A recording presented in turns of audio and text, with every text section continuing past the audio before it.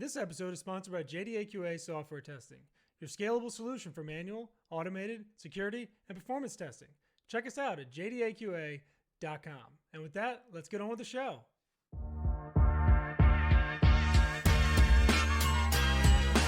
This is The First Customer, hosted by Jay Agnew.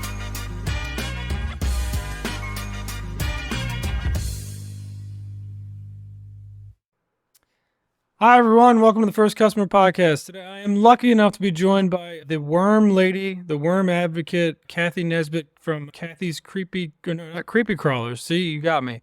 Cathy's Crawly Composters. I knew I was going to stumble with that.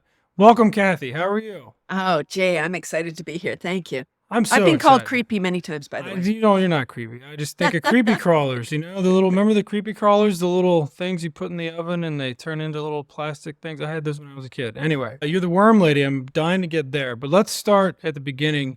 Where'd you grow up? Where are you, a Canadian from an early age? From way back, from my early days, yes. Okay. Born in Toronto, and yeah, so I'm from the large city, but I guess I'm not a city person because I moved to a small town and that's not so small anymore. And in 2002, the landfill for the Greater Toronto Area closed. And although Canada's a pretty large country, we couldn't find a place to site a new landfill. So we started to export our garbage to Michigan. Sorry. I'm a thousand trucks a week, Jay. I'm sure they like that in Michigan. You don't have to apologize to me. I'm not close enough to Michigan to get your trash, but it's what we do as Canadians. Yeah, you're so nice. I thought you guys were nice people. Maybe that's why, because you send your garbage other places. So did kind of your early upbringing where you grew up, walk me through that. Did it have any impact on your entrepreneurial journey as you grew older? Were there things that kind of led to, founding a bunch of different things and being an entrepreneur yourself? No, I stumbled upon this. This was that I saw a problem, a big problem, right? A big smelly problem. And I had a solution, indoor composting with worms. No, I grew up at a time when, we were told, get a job, work hard, and you'll get a gold watch in 30 years. And I never understood, why would you need a watch when you retire? I didn't want a watch. I need a watch to make sure I get to work on time. Did you get the watch or no? I guess not. You went the other path. No, I left too soon. So okay. No, I don't have a pension. I don't have anything. Right. No gold watch, no pension. Lots of worms to take care of. Yeah, so our landfill closed. Toronto, really, I make light because it's such a heavy topic and it's a big solution. But in order for people to kind of buy in, they need to befriend the worms because they're in the house. And people are freaked out by worms because worm is a bad word. Yes. So walk me through kind of solution to the problem. You saw this big problem, you're running in a landfill space and you went, oh my God, worms could be the solution here. Yeah, so I'm an avid gardener and I knew the value of the worm compost. And when I bought my house in 93, a teacher friend asked me to look after her worm bin. I didn't know anything about worm composting. I was like, worms in my house, gross. Which maybe some of the listeners are thinking. Stay tuned. Now it's my life. Yeah, and so I took on the challenge because I think that we should do things for ourselves, not let someone else say, hey, you won't like that. Oh, good. Thanks for saving me the time. Right? And I know you have lots of kids, so they're going to be saying, hey, Dad, what do you think about this? And you might think that's dumb, but you might not say it. Right? I'm guilty of saying it more than I should probably. But so walk me through it. I'm just dying to know how this happened and what the business side of it became. Yeah, so this is the indoor composting with worms. So it's the same idea as outdoor composting. You need a carbon-nitrogen mix and, the worms eat. So the carbon is the bedding. That's the paper. So that's from the waste stream, the paper waste. And then the nitrogen is our food scraps, so our scraps from the kitchen. The worms require both, and they eat it all, and their poop is the fertilizer. That's the black gold. That's what we need to create more nutrient-rich soil. Yeah, soil, which will grow more nutrient-rich food. So it solves a lot of problems. Do they? So does it have to be? I would assume they can't compost everything, right? So does this also include a mindset shift of the people throwing stuff in the trash can? Absolutely, yes. So what we're doing is taking the kind of the wet waste. It's all your fruit and veg, coffee, tea, pasta, rice. What stays out of the food is the meat, dairy, sauce, anything that might be harmful to the worms. So it is quite a significant amount. And you know what I say is we're taking the stink out of garbage, other than the meat waste. But we're taking the rotting food waste, feeding that to the worms. It's a aerobic process, meaning with oxygen. So it's not going to smell like rotting food in your house. That would be bad. And the rotting smell, that smell that we're smelling, is actually gas. So it's bad for us. It's bad for the worms. We can't breathe the gas, and neither can the worms. So how do you pitch this to somebody that doesn't, currently enjoy worms as close proximity as you do?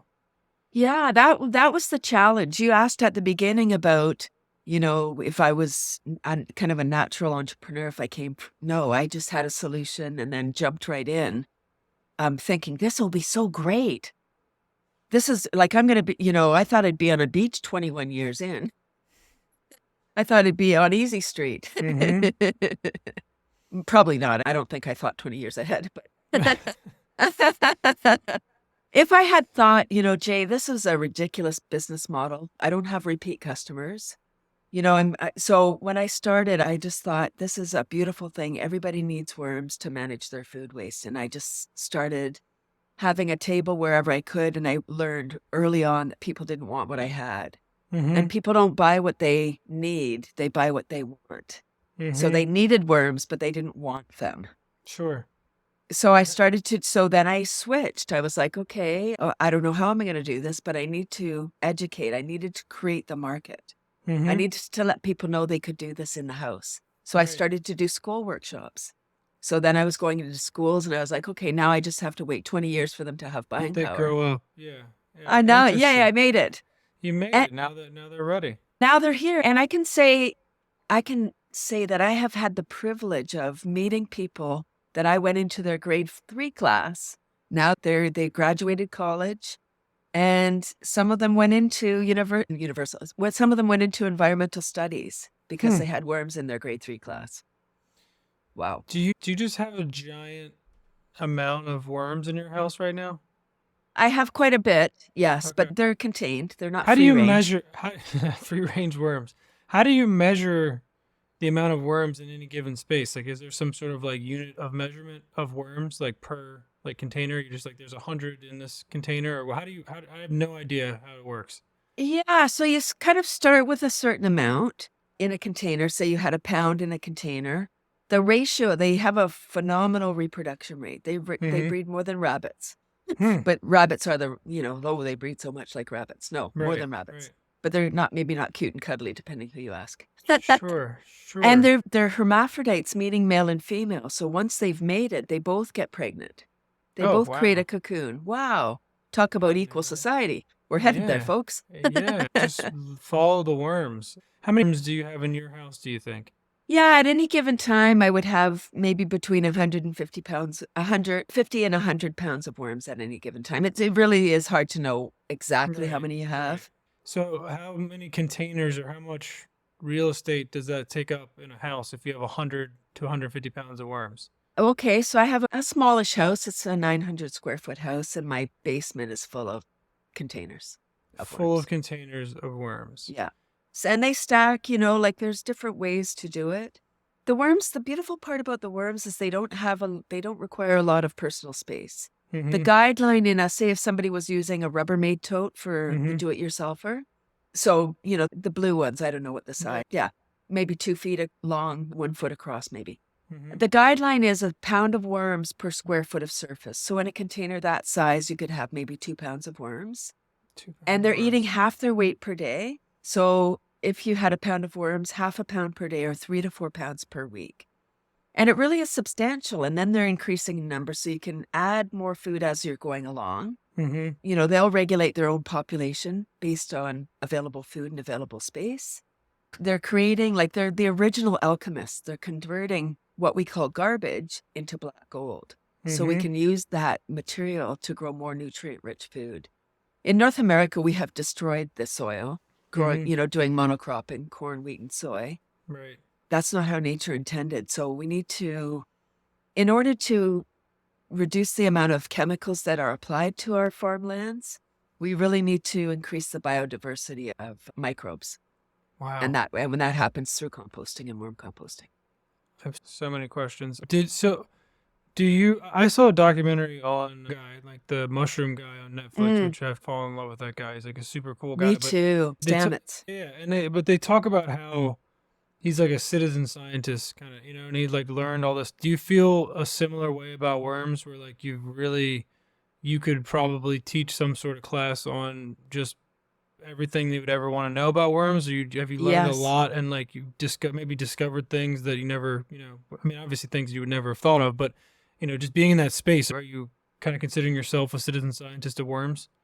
Yeah, in a way, I've done a lot of research. I've done manure management research. Shortly before I started my business, there was a really bad tragedy in a part of Ontario where there was a lot of rain and dairy farms around, and the manure piles got oversaturated. They flooded into the water treatment plant. There was a lot of errors. I mean, there was human error.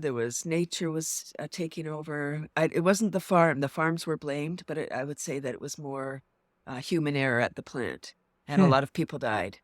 And I learned early on that the worms can reduce manure piles by up to 80%. So reducing the volume and reducing gram-negative bacteria, E. coli, salmonella, shigella, things that cause problems for us. So then I set forth at that point, I was like, wow. And if anyone's listening, this still hasn't happened. I live in a place where it's close to horse country. We have a lot of horse people. The main difference, this is a generalization, but the main difference between cattle people and horse people is that the cattle people love the manure. They use that on their land to grow more crops for their animals. Horse people, the manure is a nuisance. It's like, we don't want to get someone to take that away like they have people. In general, sometimes they're the people, right? But it's a problem. So I thought, man, if I could just go around and inoculate manure piles with worms, the worms would increase in number, reduce the volume.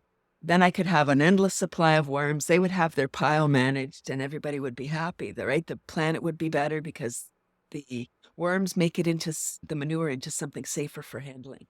It never worked out that way. Just, it's kind of a lot of work when people aren't familiar with the concept. And, there's a lot of moving parts in the worms. If you cut a worm in half, what does that do to the worm? Does it kill it? Does it eventually like seal itself up and it's good and it's two pieces that can go do its thing? What happens if a worm gets cut in half? Great question. Great. That comes up almost every time I I'm speak. sure it does. That's like it seems like the number one worm question, I would assume. Right? Close. Very common. Right. Yeah. And people will say to me, did you know that if you cut a worm in half, you have two worms? And when it happens in a school, it's a great learning opportunity. I have a big puppet. So I'll bring out my puppet and worms have 5 hearts each. That's true. Wow. So on my worm puppet, it's a big, long puppet. One end is the head and the swollen band. You've seen the swollen band on the worm? Yeah. So that means it's an adult worm. It's sexually mature. And that's where the cocoon is from. All of the hearts are between the head and the swollen band. So those beautiful lines on the worm, I say if a worm, so they have 1 head, 1 tail, 5 hearts, they're all at the one end. So I say, if you cut a worm in half, do you have 2 worms? Everyone's in agreement. Yes, we do. We have 2 worms. Good. All right. Then I say, if we cut a worm in half, do we have 2 live worms? Right. Oh, different question, right? And it's really fascinating. When I say, if you cut a worm in half, and do you have 2? Yes. Everybody's in agreement. Like, it's just like, it's like a choir. Yes, of course. Yes. Right. And then the second time, it's like, some say yes, they're sure. Some are like, oh, and some are, they just really don't know. I say, good. I'm dying to know the answer to this question. So here we go. I'm the latter camp.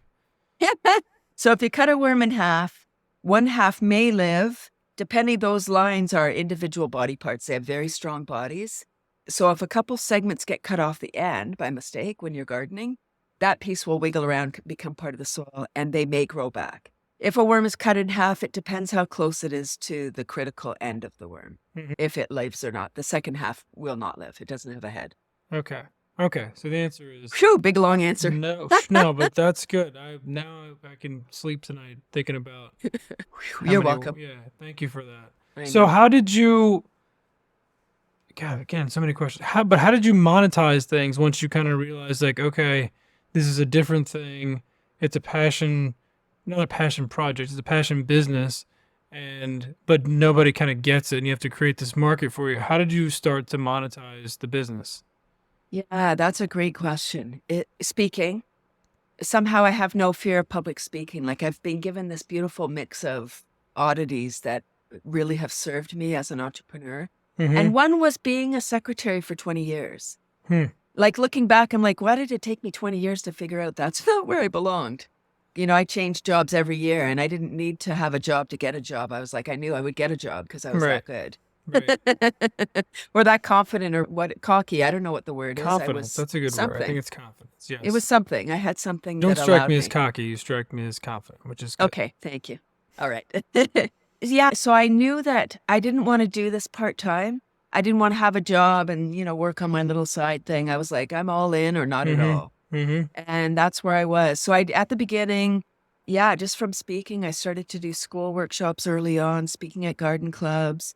And then when you speak, you become the perceived expert. And Right. then people were like, well, I want to do this. Where do I get worms? Good. Now you get them from me. That's good. And so it was kind of creating that feedback where I was getting, you know, money coming. And then referrals, just like word of mouth. Because I don't have repeat customers, I needed to add more things. So my very first event that I was exhibiting at, I met a gentleman who sells a sprout grower. It looks like a spaceship. And I didn't know anything about sprouts or sprouting. And when I asked him about that, he said, oh, it's a sprout grower, blah, blah, blah. And so I started sprouting at that time. I wasn't selling it, but I was sprouting for 10 years. And then I started selling it in 2012. So my life kind of goes in cycles of different things adding. My very first customer, since that's the name of the podcast, was so exciting. It was Earth Day. How appropriate for an environmental business. Perfect. Earth Day, April 22nd, 2002. It's my daughter's birthday. Not the 2022 part. I mean, the April 22nd. It's my daughter's April birthday. 22nd, yes. I have to shout out Harper for her birthday. Oh, she's an Earth Day baby. Wow. She's an Earth Day baby. That's right. Ooh, Yeah. she's going to do good work. I can feel it already. I think so. She's a good one. Yeah. So Earth Day, I had 4 deliveries. The 4th one was to a woman, 80-year-old woman living in an apartment. And I was so inspired when I met this woman. She invited me in. She was high energy. She had a little gazebo. And she was a nut farmer in her work life. She was a nut farmer. Okay. And so she was telling me all about her life, and we had tea together, and then she took me to her gazebo. She was growing watercress, and she said, I'm like a bee, and she was just pollinating with her hand. Like she was like, every morning I come in, and I was like cuckoo, right? This cuckoo lady. Yeah. I came home, I was so excited, Jay. I said to my husband, oh my God, I know what I'm going to be like when I'm 80.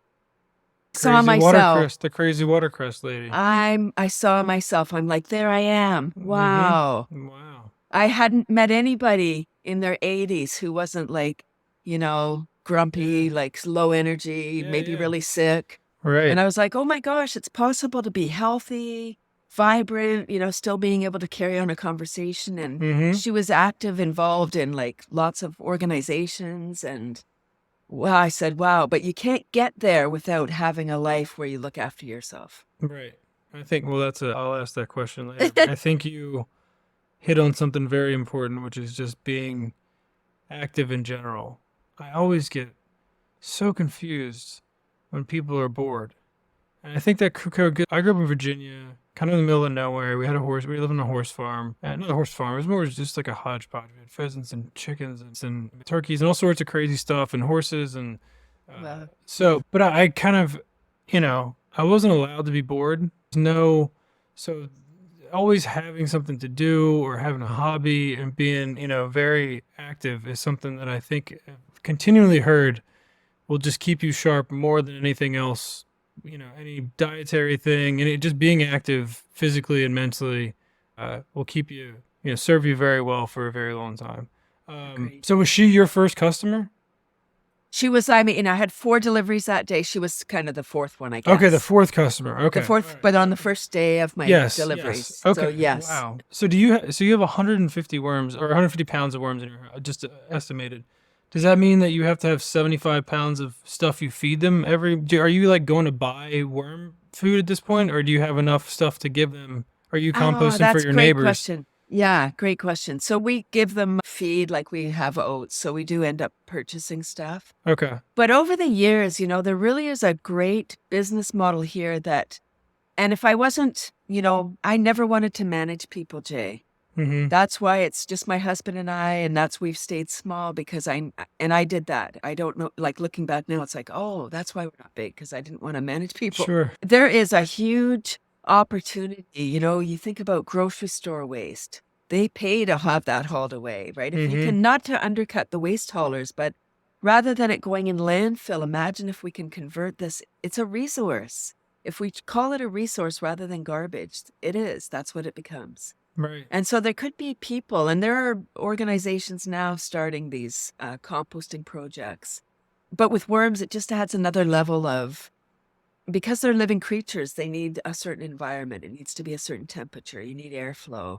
Because Mm-hmm. people say, oh, if they eat so much, why don't we just add them right into the landfill? Right. Because there's other toxic elements in the landfill, and the landfill is actually anaerobic because they Mm-hmm. squish out the oxygen. Right. Yeah. It's not the right conditions. Interesting. I'm blanking on the word, but did like the genetics of the worms and like their characteristics and traits, help me out with the word I'm thinking of here. When you breed something over time to kind of make it, to get the characteristics you want out of it on a kid. Oh, like, selective traits or Yeah, yeah, whatever. yeah, yeah. Is there any of that? Like, do you get like the better are there better ones that you kind of like, you would put in to reproduce with each other more to make bigger, better, stronger worms, or is this kind of survival No, to I fitness? don't. Okay. I'm not involved in that. Early on, I did meet a PhD student from Nepal, and she was working on a way to get the worms to eat more. Mm-hmm. And I thought they're perfect the way they are. Why would we even mess with them? Like, Right. and then they have 5 hearts. Like, that's so cool. Okay. I just didn't know if like naturally, that kind of the bigger, better ones would kind of, I think they give would more and more. naturally. Yes, you Right. said it. I think they Interesting. would naturally work it out for themselves. All right. Well, you already gave me one. Let's pivot a little bit. You gave me one with the staying active, but give me 2 healthy things you as a business owner, an entrepreneur, just in general that you do to kind of keep your longevity up as long as you can. We all want to be. Most of us want to be on this earth as long as possible, as healthy as possible. What are 2 more things that you're doing to kind of to keep up your longevity? I do a whole bunch of things. I realize that I am super important. Everybody is. We just don't always realize how important we are. I'm realizing, I don't know why it takes so long for us to get it. Mm-hmm. I turned 60 last year, and I've been all about prevention for a long time.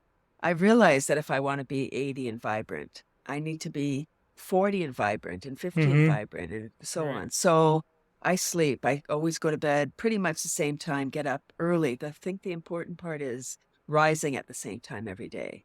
Mm-hmm. I earth, which is going barefoot.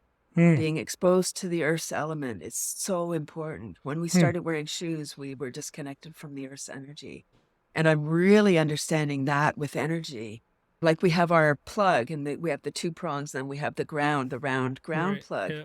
Right. We need that too because we're electrical beings. Sure. So we need to ground.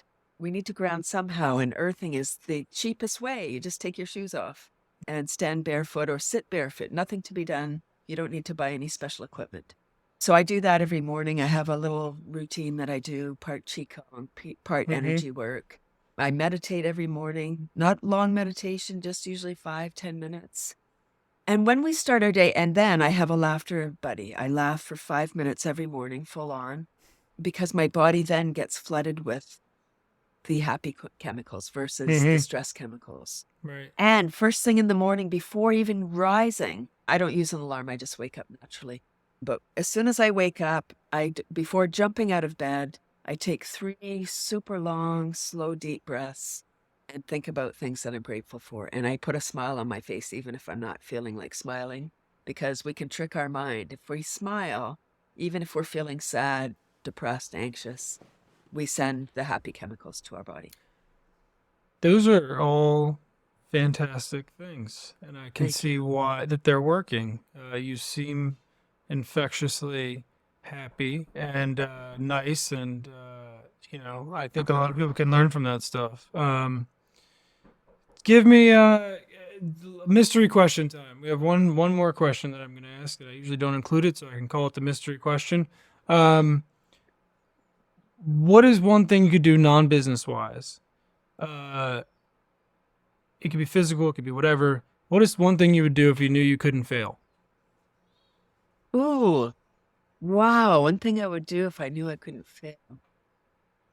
Oh, if I knew I wouldn't fail, I would probably create a stand-up show and go and perform it. I love that. What a great answer. I think I've had somebody else that gave me that answer, and I love it. It's my favorite one.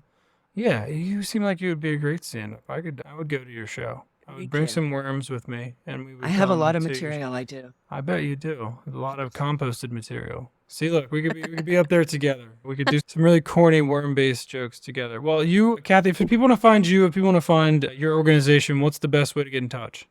Probably my worm website. It's Cathy'sComposters.com, Cathy with a C. And I'm all over social media, and Okay. just Google me. Google me. All right. Well, we will Google you. You were the most fun guest I've had, maybe ever. So thank you Oh for my being gosh, on. I love that. Whoop. You were a lot of fun. I hope people check you out. I hope people start putting worms in their basement like you, and keep up the good containers, work. though. Yes, in container, or whatever. Or not. Go wild. But thank you for being on. I appreciate your time today. You're great. Thank you, Jay. I Thanks, appreciate it. Cathy. Have a good rest of your week. I'll see you. Okay, bye now.